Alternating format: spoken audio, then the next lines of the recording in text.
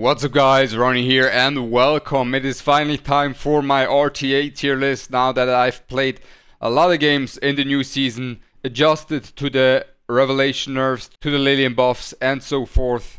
For people that don't know me, I've been finishing Mythic last season and currently hovering around the top 20 on the leaderboard. And with this tier list I want to urge you guys for one thing specifically, and that is for every unit that you want to draft, you really need to know the thought process behind these placements, as this is a RTA tier list. This is not a tier list for something that is going to be stationary. No, RTA meta is going to be ever evolving, and depending on your opponent's draft and your draft, some A tier units are going to be apex for your draft and vice versa. I'll explain these cases in this tier list as well. I highly encourage you guys to listen to the points that I have to say about all these different units, and also about the points of meta and also the different tiers. So first up, let's go right into it and then I can explain you everything. So first, what we need to know here, if we look at this tier list, we're currently in a heavy Bruiser meta.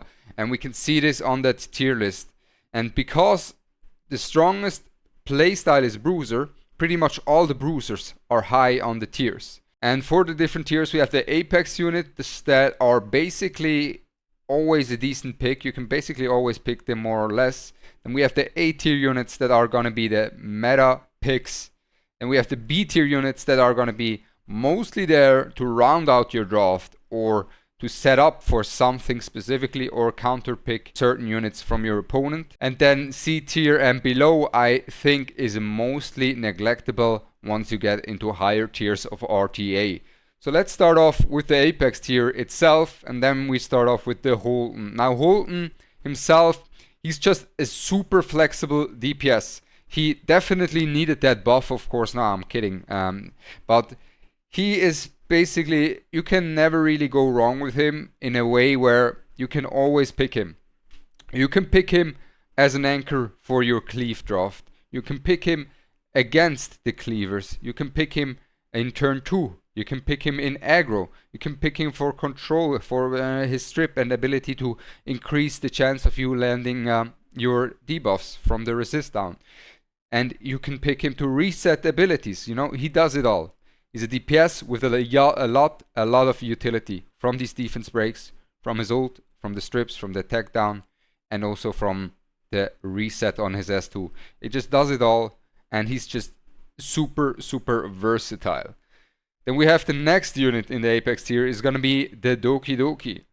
Now the Doki Doki is just a staple pick, as she is able to just push your team's speed, their damage, but also make sure that you're not running the risk into getting full control by your opponent. Because while control has suffered from the existence of Lilium a bit, and this is why these units are not Apex tier anymore, but A tier in my opinion, Doki Doki can just prevent your opponent from locking that Kazuo late pick, late rotation, making it a force ban for you if you don't have someone that can cleanse, right?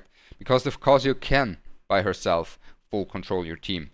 And she, in that note, can help your team not get controlled. She can push your team speed. She can push their damage. She has very good synergy in terms of the cooldown reduction with some of these top tier Apex units that we have in here to just up their tempo by a large margin. Especially I'm talking Lilium, Fushu and Linglo have a lot of these cooldown reductions that the Doki Doki can provide. And even the Fushu, right? The Fushu, you might think, well, the Doki Doki can push up the Fushu and therefore get the Fushu out of the cycling faster. That's right, but usually the Doki Doki's skill cooldown reset makes it that your Fushu is basically up pretty much all game long, and she's gonna have insane value. And let's just talk about that Fushu. Now Fushu has aged tremendously throughout this game. Her sustain is immaculate, and mainly also her turn meter manipulation. She makes sure that your team is not just gonna get wiped off the face of the earth by providing a shield, gives you long-term sustain with her heals, and also gives a lot of turn push, which is essentially one of the best things you can have here in the current meta. And then we have these other healers. Let's go first into these other healers when we're already at the healers. So first up, the Sanya. Basically, if your opponent or if you play Sanya with some kind of other protection, maybe even in there as well, you can basically more or less just forget trying to close out this game anytime soon. The game is just gonna take a long time. Same for the Fushi though. But the Sanya being able to increase the max HP of some of the top tier DPS in the current Bruiser meta is extremely valuable, as having 40% of more bonus HP on your Tiamat is lethal, and same can be said about the Veronica, which has also amazing synergy with the Zanya. And overall, even without these, she still works fantastic with some of these other Bruiser-ish type units that we have up on here, the Apex and A tier. Then we have the Ling Luo. Now the Ling Luo, compared to the Fushu and Sanya, doesn't have the long-term survivability she provides, as she has quite long cooldowns. That said, with the Doki Doki you can make up for it, but with the Ling Luo, you're immediately protected from getting controlled from your opponent drafting a late control, and which enables you, if you have the Ling Luo, and if your opponent, for example, doesn't pick a Doki Doki, and it makes it more likely that you can pivot into control later. So that's something to keep in mind there. So the Ling Luo is still also one of the premier healers, super strong in the current meta. Especially I have her on Gigabyte at the moment, just so she can cycle a bit more and get back her cooldowns as quickly as possible. And these whale players healing and cleansing so much and buff stacking are immaculate. Then next up we have the Lily. Now the Lily, I have to say, has been a bit under the radar lately, but she's still super strong in high tier RTA. The Lily is basically the absolute tempo unit. She provides so much tempo for your DPS, especially if you have a Lily with someone like a Rahu who can just ult twice, immaculate. Lilium that can just ult twice, immaculate. Or Holton that can just death break with his auto attacks, immaculate. The Rahu can as well, of course. Or a Tiamat that AoE attacks with the Lily, immaculate. She has so much like force with herself, so much power with her in terms of aggression and aggro draft that she provides to your team. It should not be underestimated, and she's still easily Apex tier. Then we have the newest addition from Etheria Restart, Lilium. Now post buffs, I think Lilium is definitely Apex tier, simply because she shuts down all of these control players. She deals immaculate damage, and now with these buffs being able to seal so much HP, she can just up the tempo of a fight by a large margin, because a Lilium can basically force your opponent into playing a faster game, because if she gets out 2 ultimates, usually that means doom for 1 unit.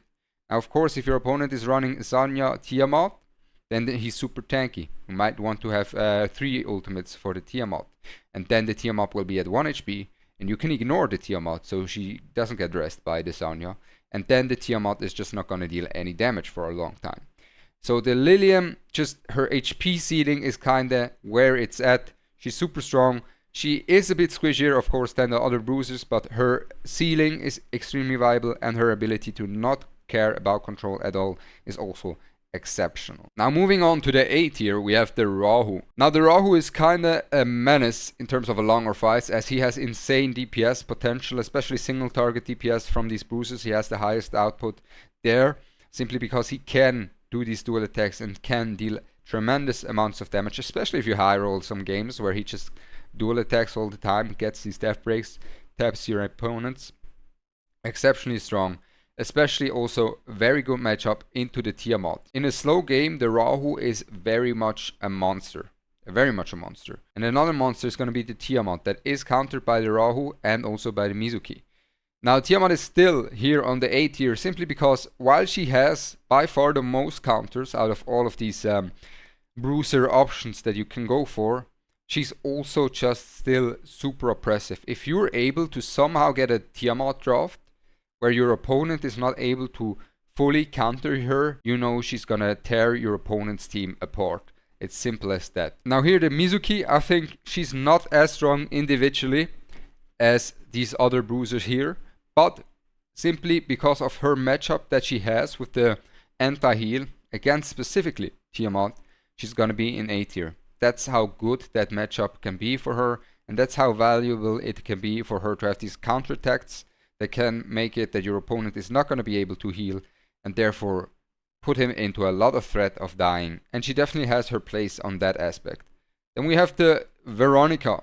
The Veronica works nowadays as a bruiser, as the cleave meta now has more or less disappeared. There are still a few very strong cleavers up the ladder, but the cleave meta is not as prevalent as it used to be. And now you basically use the Veronica not as an anti-cleave unit, but as a bruiser. That's right. You build her tanky, you build her with her S2 max. You kind of want her S2 max, to be honest, for that playstyle. So she has only 3 turns cooldown. And what she does then is she makes the game long. That's right. It is slow, it is grindy, but she gets the job done. And that's why she's in A tier. Because she will make sure no one's dying anytime soon with her shields. And she will make sure to be able to just deal insane amounts of damage with her S2. As soon as the healing is gone, as soon as the healing gets lower and lower, and many turns have been taken, Veronica starts to hit like a truck, and this damage is insane. The damage she can deal with her S2 is absolutely insane. Especially she has a good synergy with the Sonya as well, right? And with the slow playstyle, she can also steal some of the artisan shields, provide them to your entire buff, or just some other buffs. And that should also not be underestimated. She gets to cycle so much through her passive if your opponent tries to focus her. And just a super flexible baddie. Then next up we have the Viper. Viper in A tier in my opinion. Now especially since the DPS Viper became more and more prevalent in the meta. People started building him with DPS, with a Golden Lion or with a Jackal Guard. Now what's better I could not tell you as of now. I really like the Jackal Guard in a way where it provides him a lot of cycling and therefore he's able to just keep up his debuffs a lot. But the Golden Lion will of course do more damage per hit. So it is kinda a trade-off with either of these two builds. That said, he has a good matchup into many of these top tier units. He's a good later pick. As first you really kinda want to secure a normal standard bruiser. And then later pick on a Viper, and he can really lower their damage output, and on top of that just be a nuisance. He can just be a nuisance, and especially as soon as the healing gets lower and lower, his damage starts to ramp up and become a big threat that can't just be ignored as it would be with the full tank Viper. Then we have the Yeli and the Messiah. Now these are basically the premier cleave DPS. The Messiah especially. Basically, all the cleavers I see at the moment, they just ban protect the Messiah, drop some and combine their cleave with some control, like a Obel, like a Heinrich, and so forth. And the Yeli, she's also good for the cleave, but she doesn't ignore the passives of a Tiamat or a Viper as Messiah does, right? And the thing about the Yeli also, what you need to consider here, is she, on the other hand, is better into slower fights. The Yeli on the Bloodbath can still play some turn 2 matches where she deals insane amounts of damage and just speed up the tempo of your fight. And if your opponent is not able to quickly dispose this Yeli out of the fight, she's gonna become a massive threat in these longer fights if you run her on Bloodbath. Then we have basically these 4 control units, 5 control units. I think they're all similar in a similar spot. We have these guys are used as strippers and control units for control and cleave combination setups. She's also sometimes used in these setups. Now the Lilith is more used in turn 2 in slower matches. The Kazuya can also be used in slower matches. These two can basically stun lock or CC lock an entire team by themselves. Now, is this how it's supposed to be? I guess. I'm not that big of a fan of it, but that's just how it is. And the Mio just acts as an opener. She just acts as an opener in these kind of drafts where she is another speed contester, another unit that can push up your team, can provide some more CC and help your team really lock out your opponent in control or control/cleave draft. Then the Freya. Now the Freya, some of you might be surprised why she's A tier. And honestly, the Freya is A tier simply because she's super fast, right? That's the main issue. The Freya is by far the fastest unit in the game simply because she has that self-push of 8% if she's on Bulwark, and therefore you're able to quickly get her up to like 360 speed or something like that. If you consider the 8% push, you can consider as somewhat of a Zeo from Epic 7. Of course, she is not entirely that, but She also can push back your opponents. She can debuff your opponents, provide some more damage for your team, provide an attack buff, provide a guaranteed turn 1 for your team, and play more aggressive or play even cleave. She's very good for that. And outside of cleave, she even works as Once Was Blind has proven. That said, I think she's not that easy to utilize outside of cleave, but you can definitely make her work, and she can definitely provide a lot of value through the insane amounts of push that she gives to your team. Then we have the Chiaki. Now, first up, I was thinking of her in B tier, but honestly, because we're just in a slow meta, you kind of want your Chiaki to be built. You kind of want her to be built. The origami stacks just make your team exceptionally tanky. Her heals are very high. That said, I don't think she's at the same level as these three, because these three all do something very unique in a way where she makes your team basically, she prevents your team from being controlled. She can help your team from being controlled. She can help your team from being controlled. All of these can help against control. She through a turn meter push, she through cleanses, she through cleanses. She doesn't do either of these. She doesn't have the turn meter push of the Fushu. She doesn't have the HP increase and cleanses of the Sonya or the cleanses of the Ling Luo. But she provides a lot of tankiness for your team. That should not be underestimated. That said, I don't think she's just on par with these guys on top. Then we come to the B tier picks, or the late picks is what I like to refer to them. And first up, we come to the Tsukiyomi.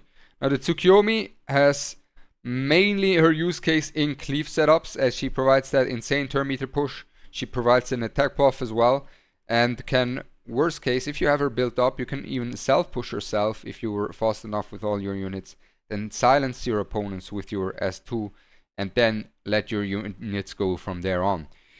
So she definitely has some viability in terms of on cleave specifically. She's just a super high tempo unit. I know Once Was Blind is gonna be testing out some new builds, he told me, but I don't know if how's that gonna work out. We will have to see if he comes up with some new Tsukiyomi strats that are gonna be working out tremendously and put her into more of a consistent pick than mostly a cleave pick. Then Beyontin is mainly here as an anti-cleave pick.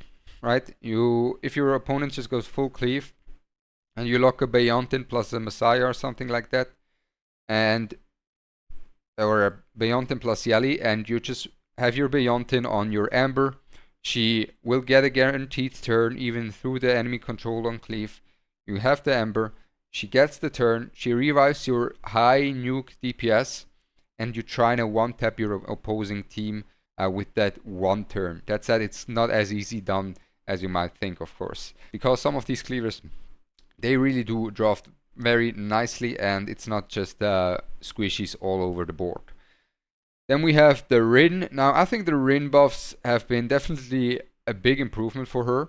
I think the reason why we don't really see her at the moment is because we are busy focusing on other units, and no one can build every unit, and the other units are higher priority. That said, having only a 3-turn cooldown on a shield plus a defense up buff is exceptional, and then she also has the taunts, of course, but I'm mainly considering her for the shield and the defense up buff that she can provide for your team, making it extremely valuable in terms of tankiness that she can provide for your team. And I think in some niche scenarios she can definitely help out on that note quite tremendously. Now we have the Hoyan. Now the Hoyan, I think, is still mainly an anti-cleave unit. That said, the reason why she's B tier and no higher is, first up, cleave has suffered. Second up, I don't think in turn 2 she's as good as some of these other options. And third point is, most of these cleave players currently play with a Messiah ban protected. Then we have the Nahor and the Kloss. I think they're decent. I don't really think they're much needed, but they're decent. I think the reason why no one's playing Nahor mainly is similar to the Renu, because we just don't have enough Latices. We don't have the resources to build up all of the units quite yet. I think he's better than people give him credit for too, but of course he's not insanely broken. That said, I think a defense break on his S1 and the defense break plus freeze is super strong, super strong, and somewhat underrated on that note, especially considering we have so many defense scaling units in the game at the moment. So there's that about him. And then we also have the Kloss. Now the Kloss, she's similar to the Nahor, just instead of freeze, she applies the hacking. She implies the slow, she implies the turn meter pushback through her S2 as well. And she's also somewhat of a niche pick in that aspect. And I think the Kloss could actually be a decent unit if you have your DPS secured and you want to lower your opponent's damage output that is playing defense scaling units. You can do a lot of work with the Kloss, especially the Kloss can help you just debuff stack on your opponent, and your opponent is not going to be able to keep up with getting rid of the debuffs. Let's say they have a Ligno and you have a Kloss plus I don't know who else, and you just stack these debuffs. Kloss spams so many debuffs, it's hard for them to cleanse all of them out. And then we have the Zelens. Now the Zelens, the problem for me is that her forgetfulness can just be cleansed relatively quickly. And that is kind of the issue. The forgetfulness, while sealing all of these OP passives here up front, is a very strong debuff. At the moment, many people run some cleansers in there, and therefore the forgetfulness debuff won't stick too long. I think she's good for more aggressive teams that want to take advantage of a short window where your opponent does not have these passives up and is able to, and you're able to actually go through that and deal damage while they're forgetful.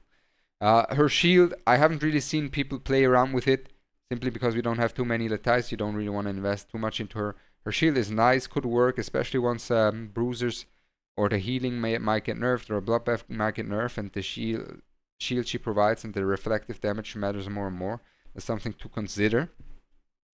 And then we have two other units that are mainly cleave units. I think the Rindion Bout kind of gets cucked by a Viper. I think the real Mocha can work. She has a lot of burst damage. That said, she needs more setup than a Messiah, right? The real Mocha needs more setup than a Messiah.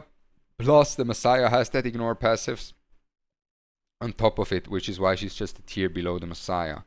Simple as that. Then we have the Mia. And the Mia, I think she's used to be decent for turn 1 when turn 1 was more important, as she has the strip plus the turn meter push in her kit. But as for turn 2, I think her strip and turn meter push are nice. It can work. That said, she's not as good in terms of the healing output and the consistent healing and keeping your team alive as the Chiaki. She doesn't have that kind of value, and this is why she's one tier below. The Kraken, someone that some people use as well for their control comps. Is he gonna be one of these? No, right? You're gonna always pick a Obel over a Kraken, more or less. But some of them times these units are banned. Then we have the Kachi the Guard. Honestly, Kachi the Guard in higher tier RTA, he's not gonna be able to do enough, but he is someone you could maybe think of if you run into a full control player and you just want to avoid trying to get control as much as possible. You could look forward to trying to get a Kachi the Guard in your team, as he is able to provide multi-turn immunity.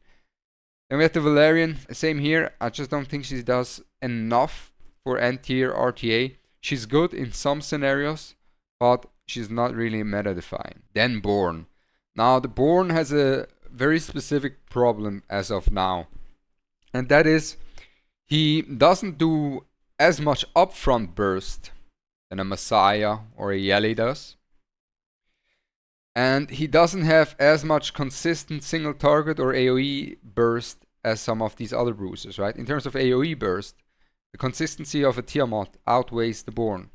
In terms of single target damage, the Rahu and the Holden outperform him, or the Lilium outperform him. And because all of these healers are able to AoE heal, his ult doesn't matter that much, being up all 3 turns. That said, I think once we might get into a faster meta and Bloodbath gets nerfed or some healing output gets nerfed, I think the Born has a good upside that he could work on, but he needs a lot of investment. The Rosa has suffered a lot from the Revelation nerfs. She still does a lot of damage through the Revelation if she gets 6 hits off.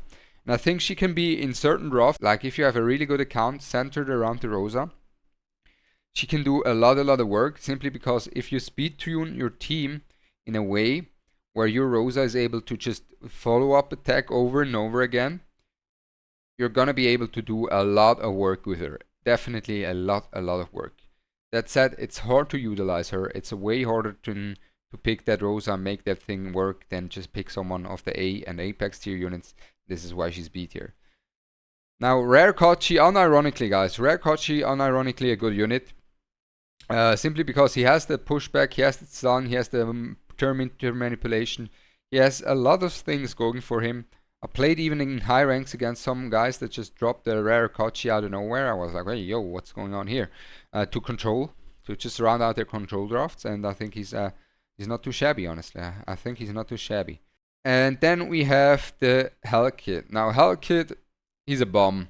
He's an absolute bum. I don't have any other words for him. I think he needs a rework. He's just too greedy. He's just too greedy in terms of what he wants, right? He wants so many things at once that you cannot give him. You want him to be fast. You want him to have a lot of attack. You want him to have a lot of FRS. You want him to have bulwark, so he doesn't get control from your control player that you're playing against. And he's so greedy. He's so greedy. All of that just for his shield to be stripped from a Viper or a Holden anyways. It's just hard to justify. I think you probably pick him if you haven't built very rarely and a late rotation, last pick or something like that. Yeah, the only people I see running around with a Hell Kit is cleavers that run him on Revelation, and I don't think that's how he was intended to be played. And yeah, I'm just not a big fan of how he plays at the moment. And we have the Jada. Now the Jada has a blessing and a curse with her ability to AoE all the time. The thing is, you kind of would love to just AoE all the time with her insane AoE damage.